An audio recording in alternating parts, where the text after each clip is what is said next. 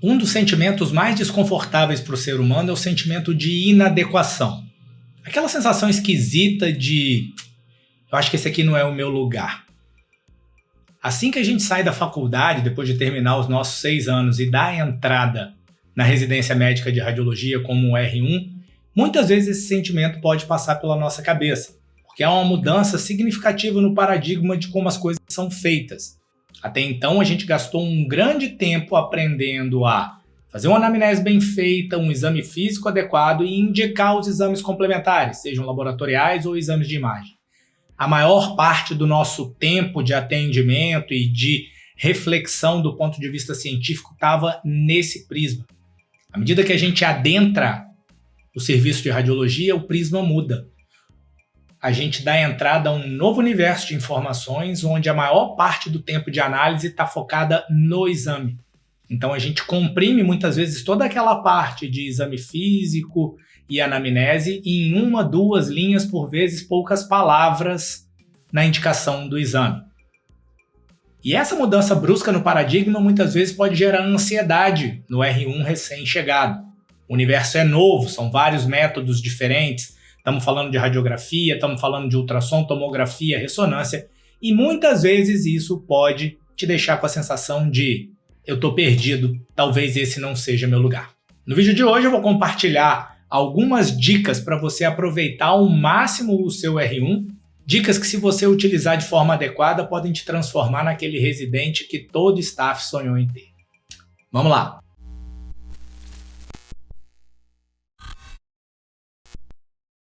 Se você está chegando agora e ainda não me conhece, sou Rodrigo Flamini, médico, radiologista, editor-chefe do RadioPosts, e aqui nesse canal eu compartilho dicas preciosas que você pode aplicar já hoje mesmo no seu dia a dia como médico residente, como médico radiologia, discuto alguns casos que podem gerar valor para você aprender algumas formas de descrever e revisar alguns conceitos importantes e dou dicas valiosas para você de metodologia de ensino para que você passe na prova de título de especialista e colhe o seu título na parede. Chega de conversa, vamos pro vídeo. Hoje a gente vai fazer esse vídeo de forma diferente. Vamos construir um raciocínio juntos aqui através dessa estratégia educacional de mapa mental. Primeira pergunta que eu vou te fazer é se você é um daqueles caras que quer se destacar, se você quer de fato fazer valer a pena todo o tempo que você vai investir na sua residência médica ou se você quer simplesmente ficar boiando por ali esperando isso acabar. Se você não faz questão de ser um profissional espetacular para cuidar das vidas das pessoas através dos exames de imagem, você vai seguir pelo lado de cá do nosso fluxograma e deve parar por aqui. Lembrando que você está convidado a voltar toda vez que você achar que pode fazer algo mais e ser alguém espetacular dentro do campo da radiologia. Como eu sei que a maioria vai estar no campo de cá, que quer de fato fazer diferença na vida das pessoas e aprender radiologia de verdade, a sugestão que eu vou te dar é que você aplique de verdade as dicas que eu vou te dar aqui hoje. A primeira dica que eu vou te dar é que radiologia não é só ciência, tá? O primeiro ponto ele é não técnico, é um ponto de relacionamento. E quando eu estou falando de relacionamento, eu estou falando de relacionamento seu com toda a equipe. Então eu estou falando dos staffs que estão acima de você, eu estou falando dos residentes, estou falando dos residentes aqui respeitando a hierarquia. Os R4, os R3, os R2 e o R1, caso a sua instituição tenha um R4 aí opcional. Lembrando que são 3 anos a residência de rádio. Então, como é que você se relaciona com os seus pares? Como é que você se relaciona com os staffs? Além disso, a gente vai falar da equipe. Como é que você se relaciona com o corpo de enfermagem, com o corpo dos técnicos que executam os exames? Você consegue se relacionar bem com eles? Você consegue fazer comandos para eles? Você consegue trabalhar em equipe? Isso é extremamente importante. Além disso, a gente tem um outro ponto que são o quê? Os pacientes. Ah, Rodrigo, eu escolhi radiologia e não quero ter tanto contato com o paciente. Eu te lembro que durante o exame de ultrassom, você vai estar ali ao lado do paciente e ele é o principal interessado que aquele exame forneça um resultado adequado. Então você pode extrair informações importantes do paciente durante a realização do exame. O exame não precisa ser um momento desconfortável, onde você está falando diretamente com a digitadora e o paciente está ali, não interagindo com o processo. Você pode transformar esse momento em um momento oportuno para fazer uma boa conexão com o paciente, para dirimir as dúvidas dele sem aumentar o tempo do exame. Você quer algumas dicas específicas de como fazer isso? Escreve aqui, quero dica de ultrassom. Além disso, você tem que aprender a se relacionar com os encaminhadores, que são todos os outros colegas que vão mandar exames para você. Lembre-se, os exames podem ser direcionados para a instituição onde você trabalha ou eles podem ser direcionados para você. Se eles são direcionados para você é porque você gera mais valor para aquela instituição e aí, naturalmente, o seu passe fica mais valorizado, eventualmente você vai ser melhor pago ou vai ocupar postos mais significativos dentro da hierarquia dessa empresa. O quesito de relacionamento é um quesito difícil de ensinar. A parte técnica muitas vezes é mais fácil. Mas a gente que está no ponto de vista de contratação, a gente está analisando os residentes o tempo inteiro. Tem uns que são mais tímidos, tem uns que são mais grosseiros, arrogantes, e tem outros que conseguem se desenvolver ao longo desse período para conseguir se relacionar em harmonia com toda a equipe. Esses sim podem ser multiplicadores e são os profissionais nos quais a gente está de olho na hora de contratar. A dica número 2 eu vou chamá-la de comprometimento. A gente falou que você precisa aprender a se relacionar com as pessoas, mas você também não pode ser uma pessoa que se relaciona bem com as pessoas e não está comprometida com o serviço. Então é necessário que você chegue cedo, que você cumpra as suas tarefas, que você saia quando o serviço termine. São dicas simples de comportamento. Quando o seu staff estiver discutindo o caso e der as 5 horas, 6, 7 horas para você sair, você não levanta no meio daquela discussão e sai. Quando você faz isso, está passando uma mensagem muito clara de que aquilo ali é pouco importante. E quando você passa esse tipo de mensagem de que é pouco importante, as pessoas acabam te dando pouca importância, porque entendem que você não está realmente interessado naquele tema. Então tudo que você faz ali, você está sendo avaliado o tempo inteiro. Como é a forma que você aborda os artigos que são discutidos, como é a forma que você aborda a seriedade de executar os exames que você precisa ir na UTI junto com seus R+, como é que você faz o seu dia a dia, se você chega atrasado, se você sai na hora.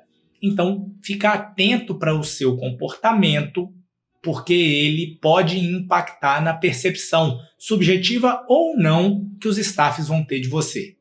Bora para a dica número 3. A dica número 3 é uma dica de autoconhecimento e ela vai estar embasada aí em vários livros, como por exemplo o Antifrágil. Tá? Eu vou chamá-la de Seja Forte. E esse Seja Forte ele é muito amplo, e ele pode ser amplo desde o ponto de você ter se mudado da sua cidade, não tá mais, de repente você fez a faculdade na sua cidade natal, tinha pai, tinha mãe, tinha comida de casa, tinha sua própria casa onde você cresceu com seus amigos, com a sua namorada, e aí mudou para uma outra cidade onde você foi fazer residência e pela primeira vez está sozinho, ainda não tem seus amigos, não tem sua mãe, não tem sua esposa, sua namorada, seu namorado, e você fica mais frágil, fica mais exposto a todos os impactos que o ambiente pode causar em você. Então, você precisa ter em mente que você precisa manejar isso de forma sábia para que você não seja tão impactado pela mudança. Ao mesmo tempo, é uma dica para esse, eu vou chamar choque de gerações. Eu estou aqui na faixa dos 40 e hoje a gente está recebendo residentes com 25, 24 anos, às vezes, chegando no nosso setor. Então, às vezes, a gente tem uma distância muito grande, houve muitas mudanças. Do ponto de vista de visão do mundo nesses 15, 20 anos que nos separam. Então, muitas vezes, é possível que existam alguns atritos frente a mudanças de mundo, visões diferentes de mundo. Tá? Então, você não pode se abalar por visões diferentes. E a minha sugestão é que você tenha uma mentalidade de crescimento. Outra dica de livro está embasada no livro Mindset. Porque por vezes você vai ser colocado a apresentar caso, a discutir exames, e você não quer se expor na frente das pessoas, não quer levantar e discutir o caso.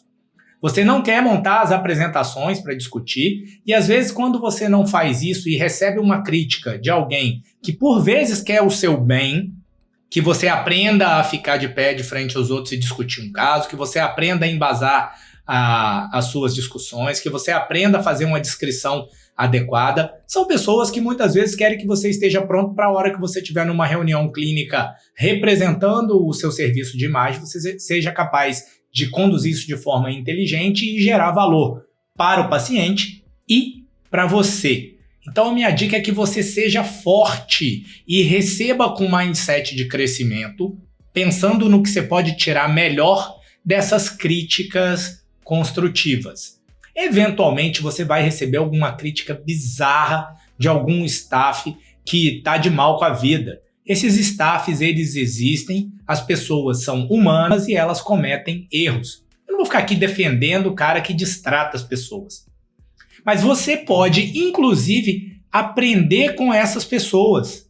Exatamente. Você pode aprender com elas o que eles têm de radiologia para te fornecer e podem aprender com elas o que você não quer ser quando você for staff. Então você pode aproveitar o melhor dos dois mundos. Com o staff gente boa, você aprende rádio e a como se comportar, e com o staff vacilão, você aprende radiologia e aprende o que você não quer ser quando crescer. Dica de número 4. Os seres humanos foram feitos para se conectar. As mídias sociais estão aí e mostram isso de forma muito efetiva, né? A gente está sempre buscando estar conectado, mesmo quando a gente está longe. Durante a residência médica, você vai perceber que muitas vezes vão se formar alguns grupos por afinidade ou por outros motivos. Algumas situações podem aproximar as pessoas, então eu vou chamar esse pilar de arrume um R2 para chamar de seu. E por que eu estou falando um R2 e não um R3? O R3 ele vai estar mais distante de você, porque as tarefas que ele vai estar fazendo geralmente são bem diferentes das suas. Esses R3 já tem R2 que são amigos deles e que estão com um conhecimento mais nivelado. Então você precisa de um R2 para chamar de seu, principalmente lá no ultrassom. Eu gosto de dar o exemplo do ultrassom porque para aprender raio-x, para aprender tomo, para aprender resto, você tem que estudar o livro-texto e treinar o olho. Ponto final. Depois você vai aprender a fazer as descrições do que você está vendo. O ultrassom é um mundo à parte. O ultrassom é um mundo que depende de estudar o livro-texto, depende do olho para ver e depende de desenvolver a destreza da sua mão para criar a imagem. Se a sua mão não é capaz de criar, de colocar a imagem na tela, o seu olho não vai ver e você não vai fazer o diagnóstico. E como o R2 está acabando de passar por esse processo de treinamento quando você chega, ele está com as dúvidas que você vai ter muito mais frescas na cabeça. À medida que a gente vai ficando mais distante das dúvidas que a gente tinha lá atrás, fica mais difícil para a gente lembrar exatamente qual era a dúvida. Então o R2 é um cara que pode potencializar muito o seu aprendizado. Olho no lance, fica ligado, escolhe alguém decente para ser seu parceiro. Dica de número 5. Essa dica de número 5 é um erro comum que eu vejo acontecer em todas as especialidades. É um pilar que fala da relação de custo-benefício e de custo-oportunidade entre estudo e retorno financeiro. A gente sabe que as bolsas de residência médica, na maioria das vezes, não são grandes coisas e a maioria dos residentes, para morar perto da residência, tem dificuldade em se manter só com aquela bolsa que recebe. Independente se isso é muito ou pouco dinheiro, falando em termos sociais, socioeconômicos no Brasil. O fato é que para você trabalhar as suas 60, 50 horas que você vai ficar lá na residência médica, nem sempre com aquela bolsa você é capaz de manter o padrão de vida que te levou até ali. E aí você pode ser tentado a cometer um erro, que é pegar um monte de plantão para suprir essa situação. E quando você pega um monte de plantão, e aí a gente pode ir para a literatura médica, você vai encontrar aí uma redução significativa na sua capacidade cognitiva quando você vira à noite de plantão. Então vamos supor, você trabalhou na residência durante a quarta-feira de dia, virou à noite na quarta-feira, trabalhando, atendendo na clínica médica, atendendo na emergência, atendendo na UPA, e na quinta-feira você vai ter lá a sua residência de novo. Então você vai para 36 horas. Sua capacidade cognitiva, sua capacidade de aprender novas habilidades na residência, ela vai ficar diminuída. Rodrigo, eu não devo fazer nenhum? Não sei, você vai ter que adaptar isso dentro da sua realidade. Mas o meu ponto aqui é te mostrar que existe um custo para você fazer isso. Eu quero te alertar que este não é o momento de você enriquecer. Aí alguém pode estar dizendo, Rodrigo, mas eu acabei de casar, tenho um menino para criar, tenho um monte de coisa. Beleza, cada caso. Mas é importante que você tenha em mente o seguinte, você nunca mais na sua vida inteira vai ter 60 horas por semana para se dedicar ao aprendizado de uma tarefa. Nunca mais. Então esse é um momento de você dedicar de corpo e alma para que essa relação financeiro e estudo ela esteja o máximo positiva do ponto de vista de estudo. Então minha sugestão para você é que você estude o máximo que você puder, que você mantenha o seu padrão de vida o mais simples possível para que você não tenha que trabalhar demais para manter a sua situação prejudicando a sua capacidade de aprendizado. Cada um vai ter uma equação para equilibrar aí. Os residentes e as pessoas vêm de diversos backgrounds familiares, uns com mais condição financeira, outros com menos condição financeira. Meu objetivo aqui é só te alertar que você nunca mais vai ter 60 horas por semana para estudar nada. Nada. Se você não fizer isso direito agora, você pode sair da sua residência com várias lacunas que pode demorar anos para você preencher e que podem te roubar algumas oportunidades que vão aparecer quando você estiver saindo da residência. Dica de número 6. A dica de número 6 às vezes é uma dica difícil de seguir, mas a ideia é que você não se compare. Não se compare com os outros residentes. Cada um tem uma habilidade diferente e a radiologia é gigante. Você vai ver que tem espaço para todo mundo brilhar. Por exemplo, na minha época tinha um residente junto comigo que ele era genial. Até hoje eu não cheguei à conclusão se ele era genial ou se ele estudava demais e escondia o jogo. Você vai encontrar de tudo. Mas o fato é que em toda a prova ele era o cara que fazia mais pontos. Ponto final. Era assim, seja lá qual for a técnica que ele usava. Tinha outro que estudava menos, mas quando a gente ia para o ultrassom, ia fazer procedimento, ia fazer ultrassom, a mão dele era muitas vezes mais calibrada do que a de todo mundo. Ele evoluía muito mais rápido que os demais no ultrassom. Então ele tinha uma destreza manual muito grande. Tem gente que vai estar no meio do caminho, como eu estava, e veja, tem espaço para todo mundo.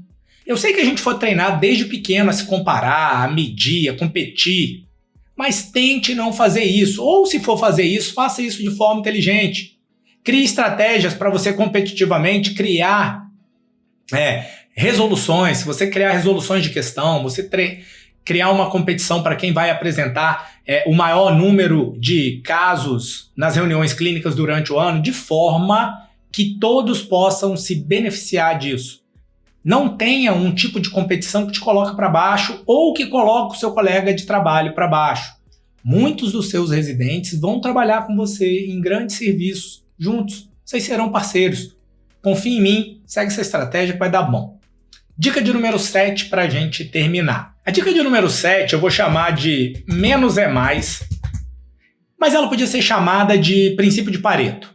Tá? A ideia aqui é fazer você focar nas coisas mais importantes. E eu sei que há uma verdadeira epidemia de publicação de casos raros. A gente quer encontrar um caso raro para mostrar que o caso é raro e por aí vai.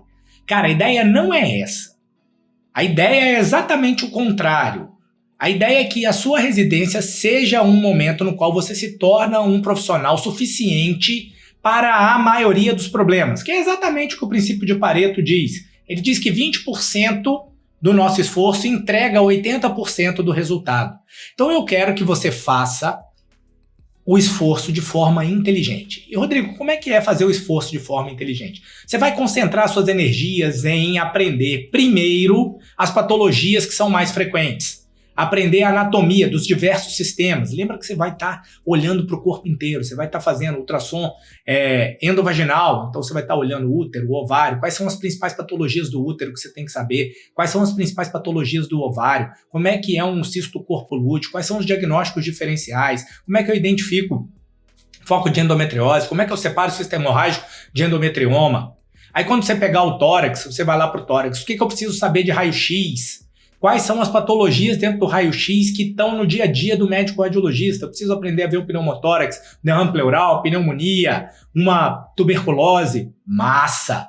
Aí você partiu agora para a medicina interna, você está olhando o abdômen, está olhando o fígado, o que você tem que saber ali? Pô, tem que saber as relações anatômicas, eu tenho que saber a anatomia, tem que saber as doenças hepáticas difusas, as hepáticas focais, quais são os principais diagnósticos, quanto que eu indico tomo, quanto que eu indico ressonância com gadolínio ou com contraste hepatoespecífico. Você precisa saber esses temas que são os mais comuns. Rodrigo, como é que eu vou saber qual é o tema mais comum? Isso é muito fácil. Você fica lá acompanhando a ressonância uma semana. Você vai ver quais são as indicações mais comuns. Quais são os exames que são mais feitos? São os exames de músculo esquelético. Quais são as indicações mais comuns? Pô, a gente vai fazer coluna, a gente vai fazer joelho, a gente vai fazer ombro. Então você começa estudando coluna, joelho e ombro. Você não precisa estudar dedo primeiro. Aí quando você vai para a tomografia, tórax, quais são as principais indicações? Nódulo pulmonar, é um tema que você tem que saber. E aí você vai criar um arcabouço para estudar o que de fato vai lhe dar suficiência na maioria dos problemas. E isso vai lhe dar coragem para estudar temas mais complexos. Agora a gente vai fazer um resumo grande de tudo que a gente viu até aqui. A primeira coisa é que você chegou num universo novo, com pessoas novas, com hierarquias diferentes, e você vai precisar se adaptar àquele novo mundo. Então você vai precisar desenvolver a sua habilidade interpessoal para respeitar a hierarquia, para lidar com essa hierarquia. Você vai precisar o quê? Lidar com os outros profissionais da equipe, vai precisar aprender a se comunicar com os médicos encaminhadores, seja para fornecer um resultado mais próximo, mais célere nos pacientes emergenciais, e seja para ir plantando as sementinhas de que você é tecnicamente capaz, para que através do seu comprometimento, chegando cedo e chegando tarde, você mostre para essas pessoas que você merece que os exames deles sejam encaminhados para você. Isso vai gerar valor para você na hora que você estiver no mercado de trabalho. Quando você está na instituição pública, às vezes isso não é tão fácil de medir do ponto de vista financeiro. Mas você pode encontrar instituições onde você vai trabalhar que exames que estejam indicados para você vão ter um tipo de pagamento diferente. Então, esse ponto ele pode lá na frente ser transformado em retorno financeiro. Seja forte para aguentar as críticas construtivas e tenha os ouvidos fortes para aguentar ralas desnecessários. Tá? Provavelmente você vai levar algum rala que você não merecia ou que merecia, mas que foi feito num tom desagradável. Persevere. Releve, tente ver o que você consegue tirar de positivo dessa situação. Antifrágil, mentalidade de crescimento. Faça parceria com um R2 que ele vai te potencializar todo o aprendizado. Estude o máximo que você puder e trabalhe fora o mínimo que você precisar. Não se compare com os colegas. Você vai ocupar o seu espaço se você seguir todas essas estratégias aqui. O que vai acabar acontecendo é que eles vão chegar em você e lhe perguntar qual é o segredo do seu sucesso. E aplique o princípio de Pareto toda vez que você for estudar.